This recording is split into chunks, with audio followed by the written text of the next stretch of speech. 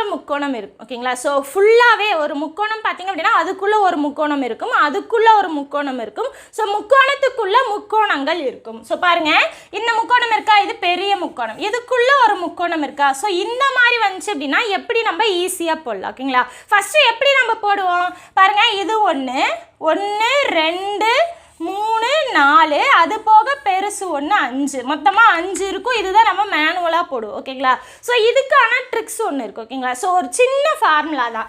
என்ன ஃபார்முலா அப்படின்னா 4n+1 ஓகேங்களா. ஸோ இந்த ஃபார்முலா மட்டும் ஞாபகம் வச்சிட்டிங்க அப்படின்னா முக்கோணத்துக்குள்ளே முக்கோணம் வந்துச்சு அப்படின்னா ஈஸியாக போட்டுடலாம் ஓகேங்களா. நமக்கு n மட்டும் என்னன்னு தெரியணும் ஓகேங்களா. ஸோ என்ன அப்படின்னா இந்த முக்கோணம் இருக்கு இல்லையா, உள்ளே இருக்க முக்கோணம் எத்தனை முக்கோணம் இருக்குங்க பார்த்துக்கோங்க ஓகேங்களா. ஸோ பெரிய முக்கோணம் ஒன்று இருக்கும், அதுக்குள்ள முக்கோணங்கள் இருக்கும் ஓகேங்களா. ஸோ அந்த பெரிய முக்கோணத்துக்கு உள்ள எத்தனை முக்கோணங்கள் இருக்குன்னு மட்டும் பார்த்துக்கோங்க, அதுதான் n ஓகேங்களா. ஸோ இந்த இடத்துல பார்த்தீங்க அப்படின்னா பெரிய முக்கோணத்தை விட்டுறணும் ஓகேங்களா. ஸோ பெரிய முக்கோணத்துக்கு தான் பார்த்தீங்க அப்படின்னா நம்ம +1ன்னு போட்டிருப்போம் ஓகேங்களா.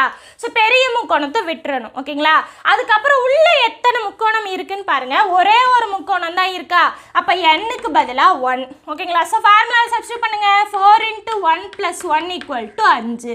மேனுவலாக போடும்போதும் 5, ஃபார்முலா யூஸ் பண்ணும்போதும் 5 ஓகேங்களா. ஸோ இந்த மாதிரி சிம்பிளாக கொடுத்துட்டா போட்டுடலாம், ஆனால் சிம்பிளாக எக்ஸாமில் வராது ஓகேங்களா. இன்னுமே அதிகமாக அந்த உள்ள வந்து ட்ரையாங்கிள் இருக்கும் ஓகேங்களா. ஸோ அந்த மாதிரி இருந்ததுன்னா எப்படி போடலாம் பாருங்க. இப்போ பார்த்தீங்க அப்படின்னா இந்த பெரிய முக்கோணத்தை விட்டுறணும்னு சொன்னேன்னா அதுக்குள்ள எத்தனை முக்கோணங்கள் இருக்குன்னு பாருங்க. இது 1 ஓகேங்களா. ஸோ இது 1, அதுக்கப்புறம் இது 1 ஓகேங்களா. அப்போ எத்தனை இருக்கு, 1 + 1 2, அப்போ 2 முக்கோணங்கள் இருக்குது. ஸோ n-க்கு பதிலாக 2ன்னு சப்ஸ்டிட்யூட் பண்ணுங்க. 4 × 2 + 1 = 8 + 1 9 ஓகேங்களா. ஸோ ரொம்ப ரொம்ப ஈஸியாக போட்டுடலாம், உள்ளே எத்தனை முக்கோணம் இருக்குன்னு தெரிஞ்சால் மட்டும் போதும் ஓகேங்களா. ஸோ இப்போ இதை பாருங்கள், பெரிய முக்கோணத்தை விட்டுறணும் ஓகேங்களா. ஸோ உள்ளே எத்தனை இருக்குது, 1 2 3 ஓகேங்களா. ஸோ 3 முக்கோணங்கள் உள்ளே இருக்குது ஓகேங்களா.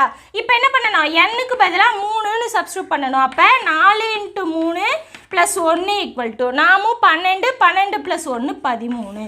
இந்த 1 அப்படிங்கிறது பார்த்தீங்க அப்படின்னா அந்த பெரிய முக்கோணத்தை மென்ஷன் பண்ணும் ஓகேங்களா. உள்ளே இருக்க சின்ன முக்கோணம் பார்த்தீங்க அப்படின்னா என்ன மென்ஷன் பண்ணும். அப்போது 4n + 1 அப்படிங்கிறத நீங்கள் ஞாபகம் வச்சிட்டிங்க அப்படின்னா ரொம்ப ரொம்ப ஈஸியாக சம் வந்துச்சுன்னா போட்டுடலாம் ஓகேங்களா.